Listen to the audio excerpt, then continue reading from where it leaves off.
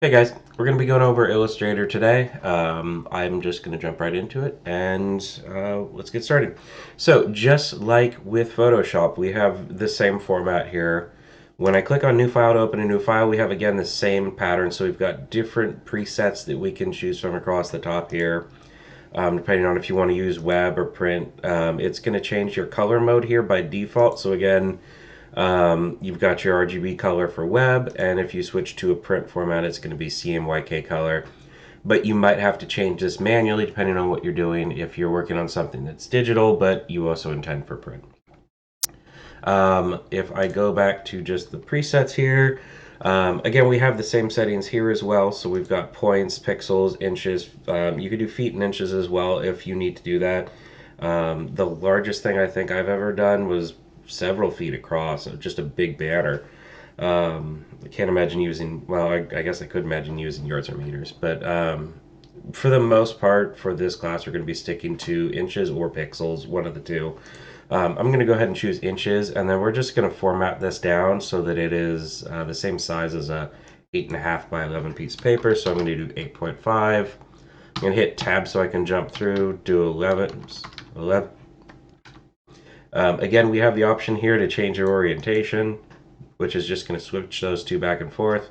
We can add artboards just like we could in Photoshop, but they're a little bit more effective here. So if you want to have multiple panels to work in, once you get past about 6 or 8 artboards, so if I was doing a presentation with multiple sheets, I'd probably end up switching to InDesign, which is the program we're going to cover next, so don't worry about it. Bleeds are something we don't really touch them in this class, but if you are printing something like business cards, and I can explain this for those of you guys who are interested, but bleeds are something we don't really deal with, but it's something they would use for creating cuts in different things that need to get printed. So go ahead and leave that at 0 for now. We won't worry about that. I'm going to change this to RGB, and then we have our raster effects. So Illustrator, Photoshop works with pixels. So you remember I showed you guys what pixels were. We zoomed in real close and looked at them. What raster effects are is taking what we create in Illustrator, which is vector lines, and they're all curvy, and we'll show you guys those in a minute. And those convert them from those curvy lines into something that works with a pixel. So with Illustrator, again, you're going to want to choose what's appropriate, either screen at 72 or print at 300. You can also, or you can't go higher than that, but realistically, you don't need to. And anything that you need to go higher than that, again, you should go back into Photoshop and really work with those high resolution counts. So I'm going to go with these settings right here. I'll just go ahead and hit create and we'll get into it. Okay, so again, it's a lot of the same format visually that what we had as what we had in Photoshop. So you've got your toolbars on the left, header on the right that's context sensitive, and then you've got some of these other options here for different tools and palettes. Um, One thing I would recommend doing is there's this little button that looks like a low battery icon here. This gives you different options for which version of the interface you want to use. I typically stick to Essentials Classic, but that's because I've been using this program since like 2002 or 2003. So I kind of like some of the settings here, but if you're doing something primarily in web, for example, it'll limit the controls that you have access to. If you're doing a lot of work with text, some of those things may change. I think by default the school computers have essentials like this, so you don't get that top bar. So I'm just a big fan of this version right here. It gives you all the extra things kind of all at once, and I kind of think that's better for working with it. As for the tools right here, let's start at the top. So you have two selection tools right here. This is the direct selection tool, and I pulled that up by hitting A, and then there's the selection tool, which you can pick up by hitting V. So I can use V and A on the keyboard to toggle between these two. We have a magic wand here, just like we had in Photoshop, but it mostly just kind of works as a selection tool of similar things. So I don't find it terribly useful in here like I do Photoshop because it doesn't quite do what I want, really. It's kind of hard to explain. The thing that I'm going to use a lot is going to be this tool right here, the pen tool. You can open that with the P key, and this is how we create lines. So I'm going to use the pen tool, and you have a couple different ways to place points with this. So you can click, and if you click, it doesn't put any emphasis on this, so I can just go around and I can draw in straight lines. If I click and then click and drag, I can create curves and I can add effects, or I can add emphasis and weight to these curves. And these are those vector lines, Bezier curves, whatever you want to call them. So these are mathematical formulas that actually convert into this line. And as I zoom in more, again, just like Photoshop, I'm using Alt and the mouse wheel. You can see that the line itself, like, just, it continues to be straight. Even though if I was this close on Photoshop, we'd actually be seeing all these herky-jerky lines, right? That would indicate the pixels. So one of the advantages to this is that when you're creating something in Illustrator, it can be whatever you're working with will look the same size, no matter how big or small it is. So this shape will retain its same pattern or outline like that as far down as I zoom in here. Now there are some issues with the stroke itself, and we'll actually go over some of those things later to how to handle that, because the stroke thickness does adjust in proportion to how thick the rest of this is. So yeah, we'll cover some of that in a bit. But we're just getting started here. Another thing that's really important in Illustrator is the text tool. Let me get rid of these lines right here. So in Photoshop, you had a couple things you could do with the text tool, but we didn't really cover it. I'm mostly stuck to just showing you guys how that worked. With Illustrator, you can do a couple things. So if I have a weird shape right here, weird B or something, and then I have another curvy line like that, and I'll hit escape and then V and click away, so I just get off those. So I can do a couple things. First, with this tool, I can click inside of a shape or on the border of a shape, and it'll let me actually use this space as a region I can work with. Now, once I've placed this, if I have the selection tool, it's only going to let me select the thing, right? So if I click on this, it treats all of this Bezier curve, all of this as one object. If I click A, I get the direct selection tool, and that's going to let me click on it, and now I can select different segments. So as I select parts of this line, you can see that which of these weighting lines I have to work with are an option. All right, and then once I click on them, I can or I can drag them around. I can hold down Shift and I can select multiples and move them around.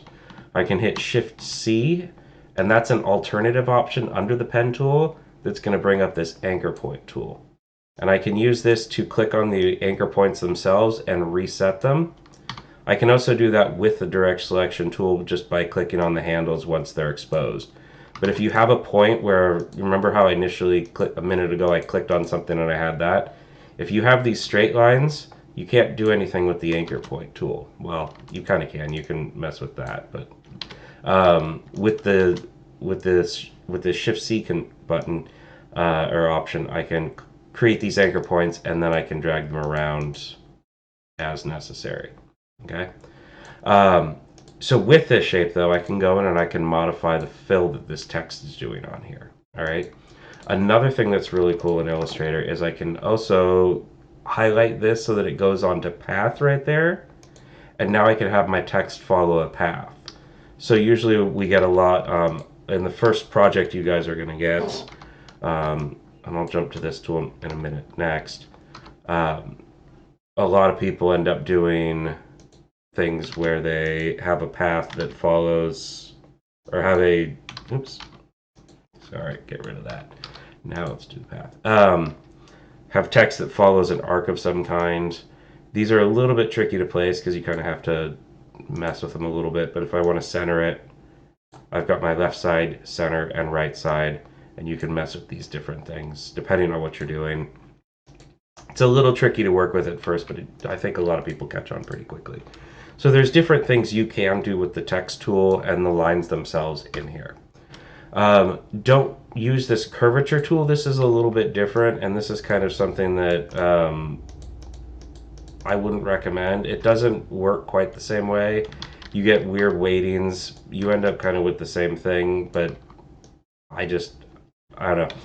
As a preference, I typically default to the pen tool in here and stay away from the curvature tool.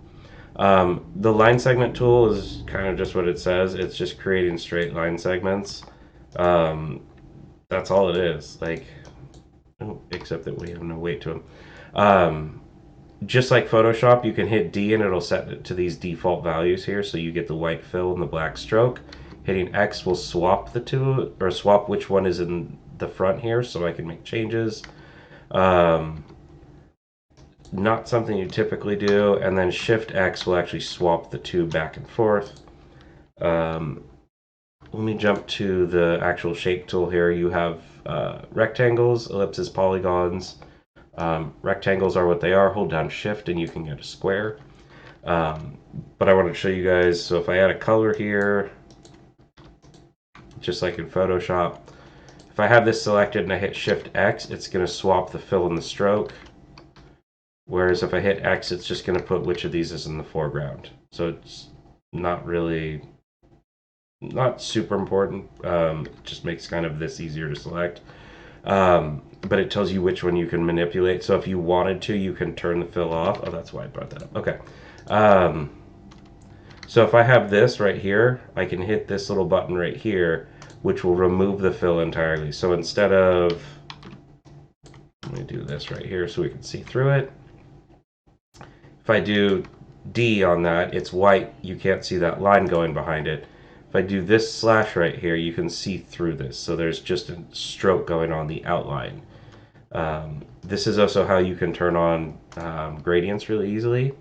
So you can apply a gradient here, or you can apply the gradient, hit Shift X there, and I've got my appearance menu for the stroke, so I can make the stroke thicker. And you can see that I can change this stroke here to have different appearance on it. Let's see. Show, oh wait, gradient. There are different presets with these. So if you want to do that, you can change how that gradient looks. And then you can hit G on the keyboard, which is the actual gradient button right here. And you can do different things to reposition it, though it looks like I might have to do it here first and then adjust it. Now it's going to have me do it through here. So let me go here, and I can mess with these different settings to change how my gradient looks. So you can do different things there. Another cool tool that I've used in the past is going to be the mesh tool. So let me set these, get rid of these. So let's turn on the mesh tool. And with a shape, you can click and create these different intersections here. And then I can treat all of these different faces as kind of like this mesh. So you can kind of create some weird things. You have to have the swatch palette or one of these color things open. And there we go. And so now I can go and I can create kind of weird abstract things with it. Why'd that switch back? Oh, I was on the line. That's why.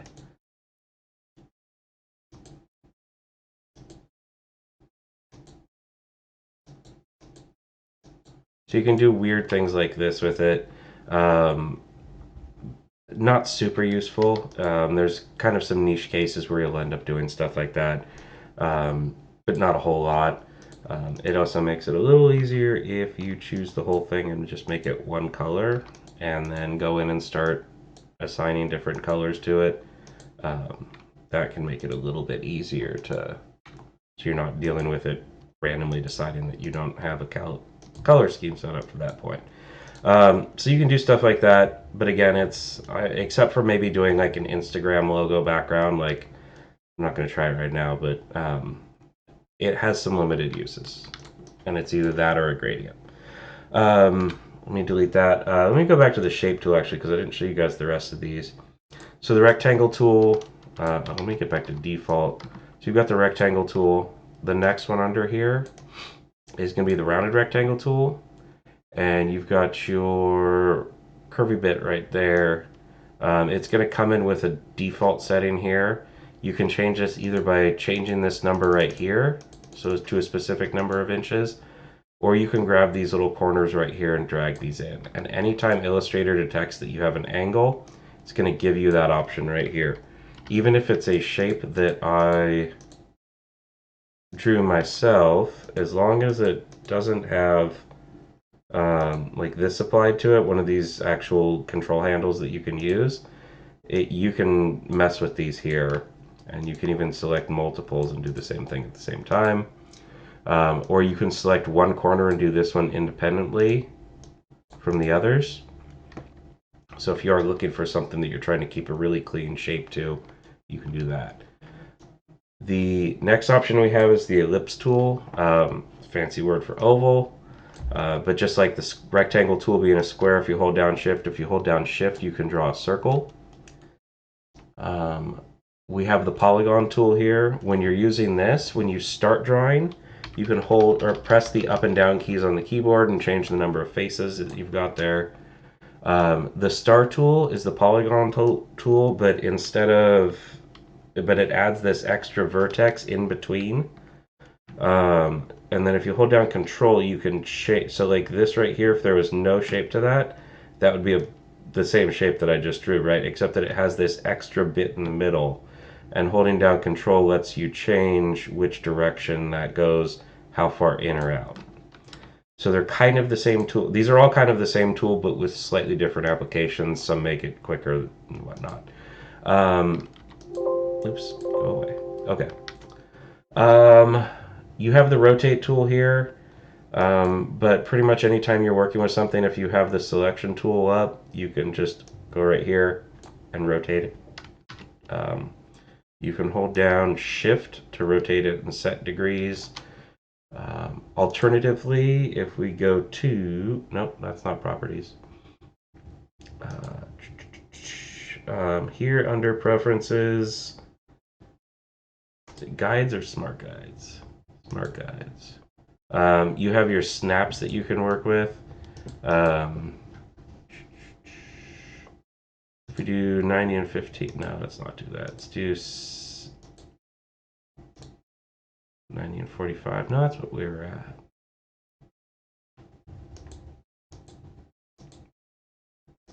Anyway, there should be a setting in here for us to change that. No, I guess I would just have to do that manually. That's a bummer. There should have been that. I'll look it up. I'll cover it if I find it. So anyway, different settings that you've got there. The eyedrop tool in Photoshop, it would grab whatever pixel you were sampling. So I was hovering around that, showing the info there. With Illustrator, let me grab that right there.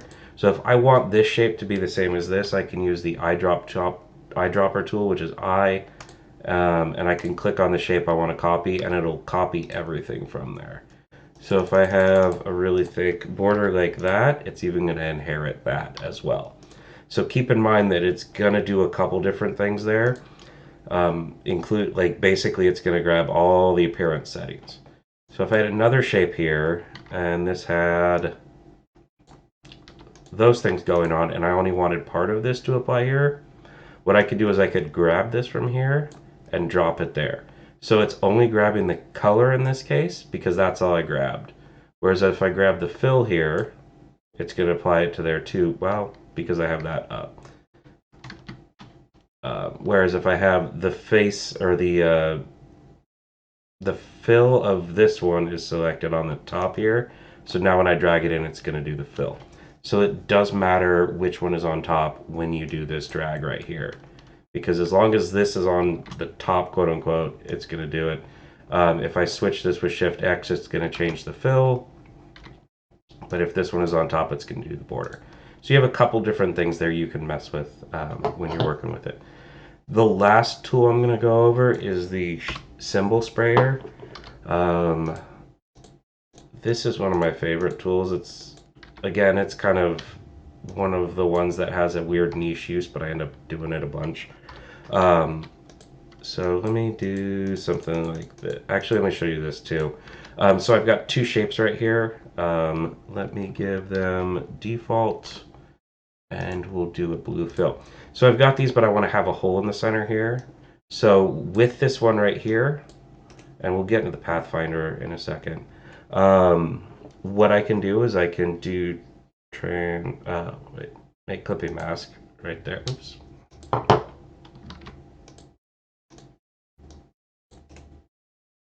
Sorry. Make compound path. And what it's going to do is it's going to associate these two. So now I effectively have a hole in the. Oops. Trying to do that. Okay. So now you can see that I have this hole cut in this shape right here.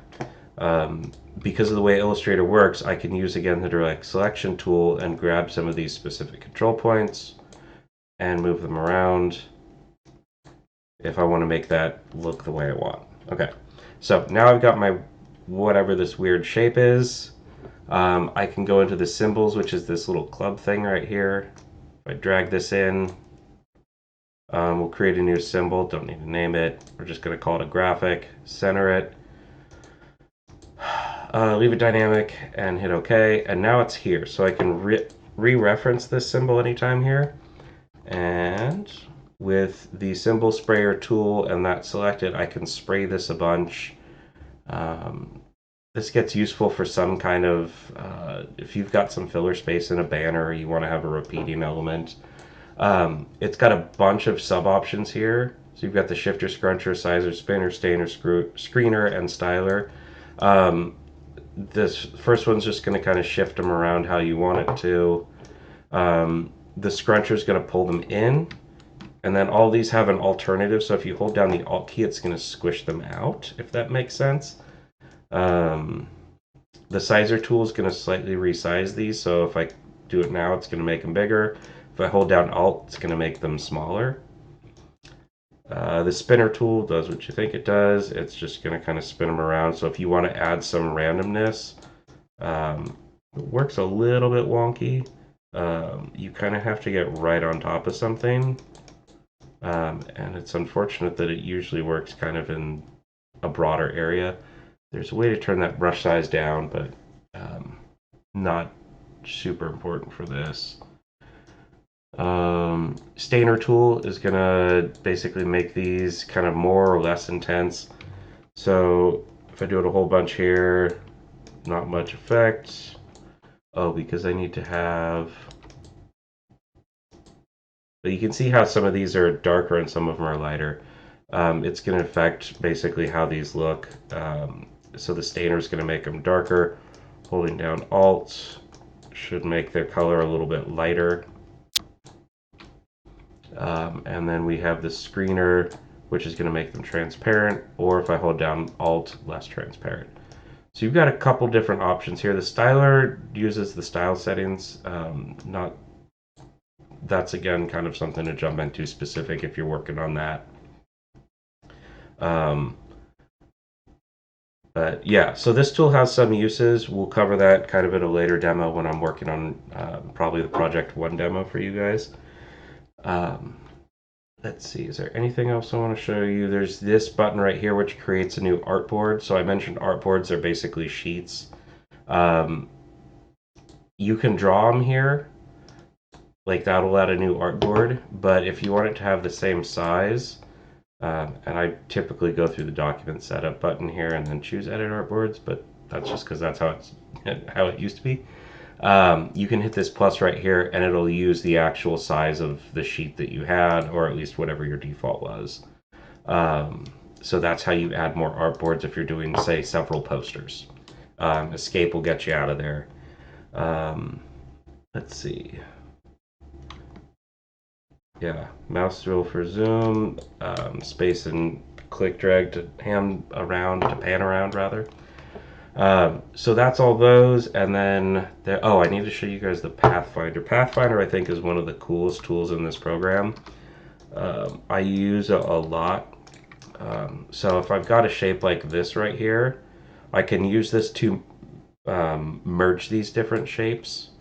So let me actually, we'll do yellow, red, green. So if I merge these shapes, I believe the top one is the one that always wins out with a lot of these. So this will merge all of them. This is going to minus the front. So it's going to take the whatever's on top, whatever the back is, this is going to be the last remaining one. So whatever's here is going to get removed. This is going to do an intersect, so it's going to find where they intersect. So in this case, because I had three shapes, all three shapes intersect right there. This is going to do the opposite of that, so everything except where it intersects. You do get some positive, I guess because this had three overlaps here, it went from positive, negative, positive. So you get some kind of weird things with that. This creates basically individual unique sections here. So this is one that I've found a little bit more use for in the last couple of years. When you do this, you can't just immediately move these around. You have to ungroup them, and then now you can start dragging these components out. And it looks like some of these are even grouped inside of that, so you might have to come in here. No, looks like this one's just... Oh, no, I hit the wrong tool. Okay. So you can break stuff apart in a really cool way with this, especially if you get into some kind of, like, some more random shapes. If I throw that on there, I don't know what's going to happen. Let's find out. Looks like it isolated that part. So let me go here.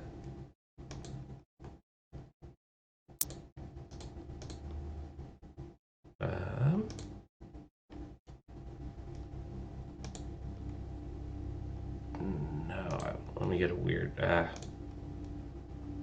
We'll just go with this default. Okay. So if you were to separate this out, you could actually get some of these segments of this. Oops, wrong group. I'm sure there's uses for. Oh, actually, it does do it separately because these have gradients. That's fun. Okay, didn't know it would do that.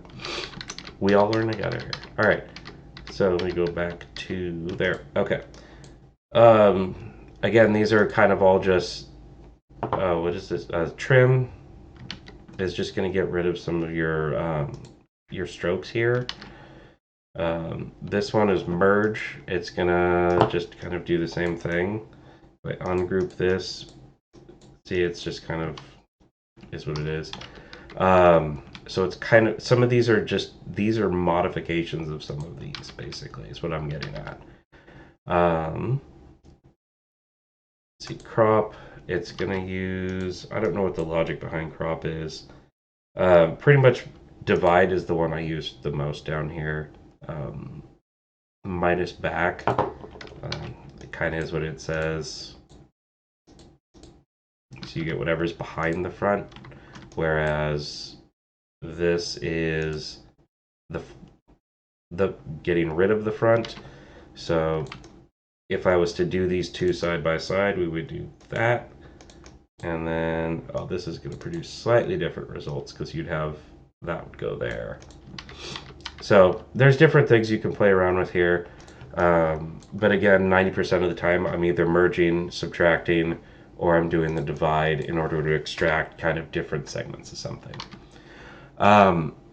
The other thing I wanted to mention, so I mentioned at the start of this video when I was talking about the strokes, is that as things get bigger or smaller, the strokes stay the same size. So if I take this right here and scrunch it way down, you can see that the strokes are actually, this is visually to me a much different image than this is because the strokes are those different thicknesses. So one of the things that I will remind you guys to do when you're working in your projects for this is to outline the stroke. So you can see that it's got these strokes right here. They're black. That's right there. If you, nope, it's always in the path menu and I always miss it. Okay, object, path, outline, stroke. And what that's going to do is it's going to create a second, basically like shaped rectangle thing around here that that makes up this shape now. So now I can take this, and when I shrink this all the way down, those strokes maintain their thickness as a percentage of the thickness of whatever it was. So these should visually be the same no matter how I scale this up or down.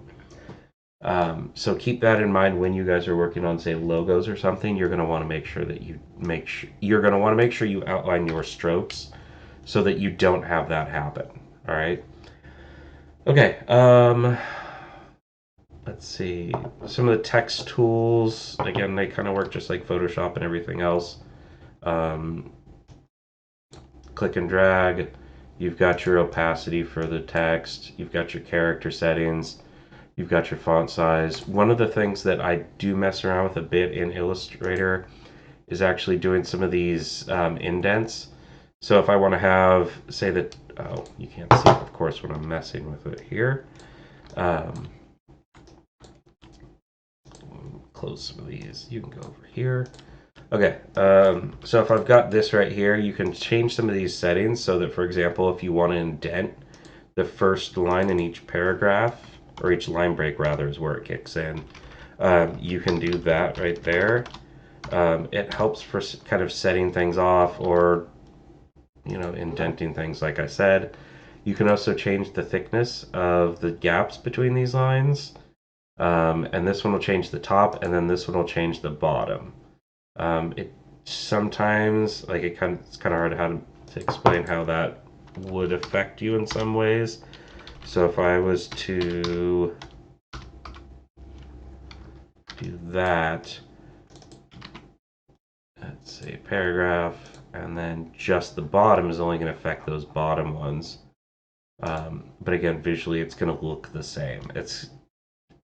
Trust me, it makes sense. There are some times where you would want to do one or the other.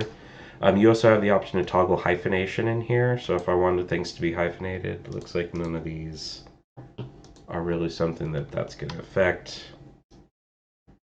There we go. So you can turn hyphenation on and off within this window as well. I think Illustrator is a little bit more important tool than Photoshop. Mentally, in my hierarchy of the programs, Photoshop is for editing photos and single images. Illustrator is for putting together things up to the size of a small banner, and then InDesign is for putting together multiple banners. So there's kind of a scale that you're working at, and each program, I think, is optimized to that scale. The one last thing I'd want to point out before I go back and actually check my notes and see what I missed is when you're exporting stuff in Illustrator, you also want to make sure that you outline your fonts.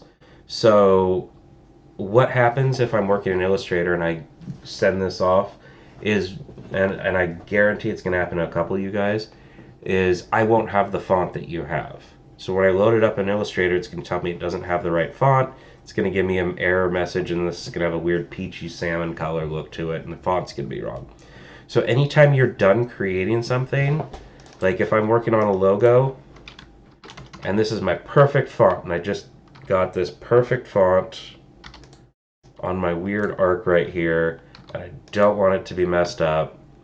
Once I'm done with it, like let's say that come on, spent a bunch of time, got my cool blue color here.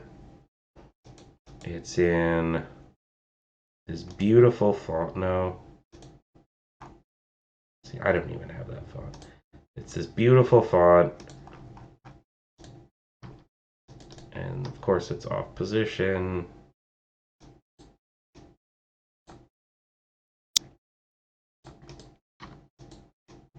Give it a little bit more space there. Okay, so I got this just perfect. It's exactly how I want it. So if you right click on it and do create outlines, what it's going to do is it's going to convert these over to shapes that I can actually work with. So if I hit A with this selected, you can see I get all my control points back. I can mess with these points and do things like drag them around. Come on, grab that one. There we go. So I can do stuff with the font after the fact, which is pretty handy. I think that comes in. You could do different things like outline the font, and then if I want to have weird things happen with my L, or ungroup those, have my L do some weird merge thing with these shapes. So I can do that, which lets me work directly with these characters, which is something that I don't believe you can do in Photoshop. I've never really looked into it, but I'm like 99% sure you can't do that. You can also say ungroup some of these. So this is a compound path right here. If I release it, I can now move the dot of the eye over there. This P is a compound path, so if I release this, I can have the shape right here. I can make it a compound path again, and you get weird stuff like that. I can subtract this, and I get that. So you can do different fun things with some of these fonts. I think that's one of the huge strengths to Illustrator. Let me check my list. Oh, okay. I got two things I missed. So let me take a little bit of a step back here. We have some extra stroke configuration. So I've got a default stroke here. We'll go back into the stroke menu. Anytime you need some of these windows too, it's going to be under Window Stroke. If you're looking for some of the text tools, they're under Type here. So if you don't have some of these menus, you might have to look around for them a little bit. But they're in there. I guarantee it. All right, so I've got this selected. I'm going to crank the stroke up real quick so we can see what's actually happening here. So I've got the cap here. I can change how the cap looks. So we're looking at the end point here. So it's going to go from this flat perpendicular from the point to a cap that's going to round those off, right? This other option is going to square it. So depending on how you want to terminate these lines, but this only works when you have a situation where it goes, where it's the end of the line, right? So this right here, because these points are ending without completing a shape, they're affected by it, whereas this one isn't because these, now that I close that off, those faces are terminated. The other option we have is the corners, so how it handles corners. Right now there's a limit on here. So if I drag that limit in, you can see that it kind of shrinks it in. That limit goes pretty far out, so you can have these. What I'll sometimes see happen is you guys will be working on your first Illustrator project and you do something and then you get these weird, see right there, it just cut me off. But some of you will have like these weird jagged shapes all over. When this is down to like 1 point font, it kind of showed up there. But you can see what I mean, like, so you can control how far out this goes. Let me get back to here. So you can change how far out that goes, or you can just come in here and change how it handles the cap on here. So this is going to give it another rounded corner, just like this middle option here. So if you want these kind of neat, like popsicle stick looking things, you can do that. If you want to, again, do a cap, this is going to cap it in a way that mathematically it figures out, works out to about that. You have some other options for dashed lines here. Dashed lines are pretty fun to work with. You can choose how it calculates these. I don't know really what the difference is. Eventually I figure it out. Let me do that right there. Changing the font is going to change how big of the things these draw, and then you can actually come in here and set your own gaps. So if I do something like 1, 3, let's do odd numbers. So you can do these weird patterns, or you can just do kind of like a set, consistent thing. Oh, because it's 10 point, that's why it's looking like that. So like if you have a coupon cutout or something like that, that works really well for doing that. But yeah, so there was that, and then symbols. I need to show you guys, not symbols, glyphs. So you guys probably aren't going to have this open. I don't have it open right now. Under type, there are glyphs. And glyphs are these weird little shapes. So these come in a really handy, like anytime you're working with like posters or something and you want to do bullet points, I would highly recommend grabbing your bullet points from these glyph menus. They are going to be kind of dependent on the font you choose, so sometimes if you change fonts, the entire glyph menu is going to change. Um, if you are working like that, then you might want to find a font that works well with glyphs. Um, Sometimes, like if I was doing business cards, I would have, oh, here's my phone number 123 456 7890, and then I would throw a glyph in here,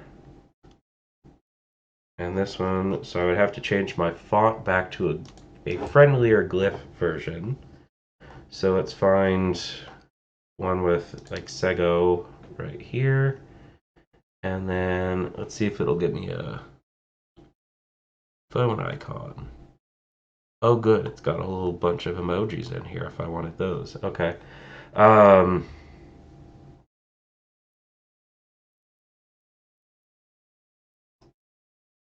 I don't. Let's just go with the microscope. So if I double click on that, it's going to put that microscope in here. This microscope is going to be a slightly different font size. I should make this smaller so it doesn't take so long refreshing it every time I change fonts.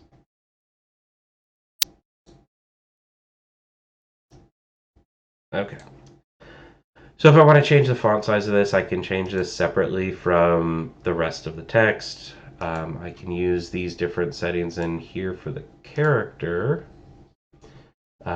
So I can change the height up and down if I want a superscript or subscript. Oh, that's not going to work on this though because it's not the right one. I can do this to change the height that it is so I can line it more properly up with my text. And then once I've got one line, what I would do is close that menu so it stops taking forever and freezing the program. And then as I need to, I could, if I have multiple phone numbers or microscope numbers, I can change some of these settings in here.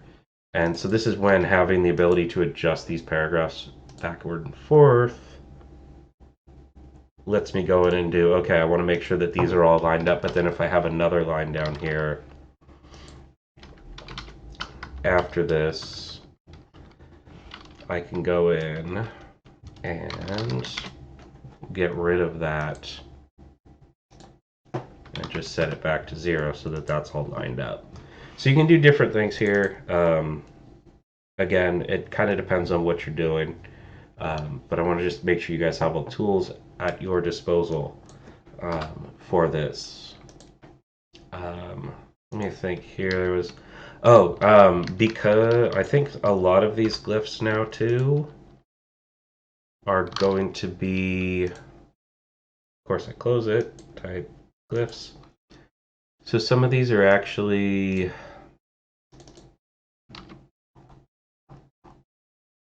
let's see, let's get our happy face emoji. This is terrifying though. So with this, I can actually do an outline of this. And now I have, let's see how creepy we can make it.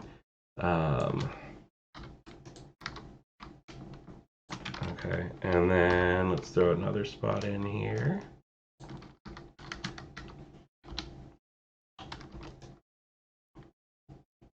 Yeah, I think that's sufficiently creepy. So you can do different things where once you break these apart, you can actually work inside of these emojis. Oop, shoot. No, go back.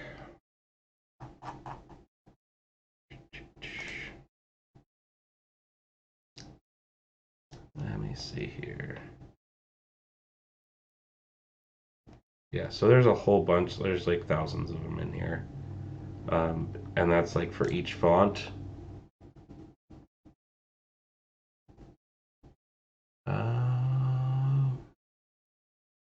That's a hang up. Hey, we can get a telephone in here. Oh, I don't have a text window open. Okay. Yeah, so if this was the only phone that I found in that previous example, I could do create outlines, phone group. Oops. Really? You made it a compound path? And then do something like, here's the phone for my creepy guy. And then put my phone number next to that symbol right there, not this abomination. Move front to back. So that's the other thing I need to show you guys. So if I have a couple shapes here, why don't I put you here? Okay. Let me do a couple shapes. So, come on. There we go. So we got a couple shapes here.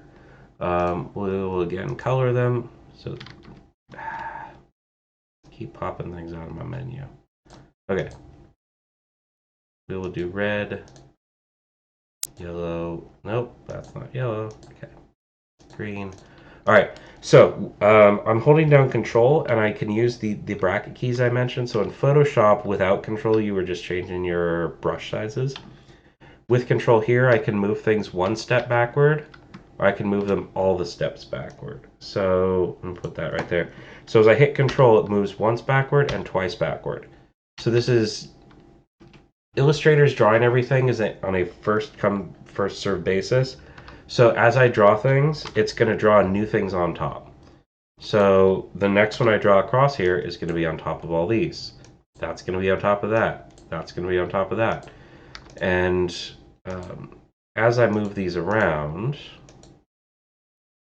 ooh, let's go there. Nope, too close. Weird color. Okay. So as I move these around, nope, didn't want to do that. Come on. Get that. All right. So I can hit this button, and as I move backward, it moves further and further back in that stack. Another thing I can do is I can hold down Shift while I do that. So if I make that pretty big, if I do Control Shift and then the left bracket, it's going to move it all the way to the back. And then we also have Control in the right bracket, and that's going to one step at a time move me forward in that stack. Okay. Control Shift right bracket will move it all the way to the front. And then just like in Photoshop, we have layers. So anything that's on a specific layer is going to be above things that are on a different layer. So if I move these over to this layer and then move this layer behind, you can see that no matter what I do here, these are never going to move in front of this layer because it's going to draw back to front for the whatever the furthest down layer is, and then it's going to draw back to front for everything on the top layer. So if I want to make sure that these things in the back never get in front of these, I can do that just to make sure that things are organized. So often when I'm working, I will have one as sort of a background layer, and then another one would be foreground, and then there might be another one on top of that that's text. And then obviously we can hide, we can lock, we can move between layers. But again, all that should have been covered by your previous graphics class. So I just want to make sure we're all on the same page here. I think that's everything for Illustrator. So I think we will jump into InDesign next.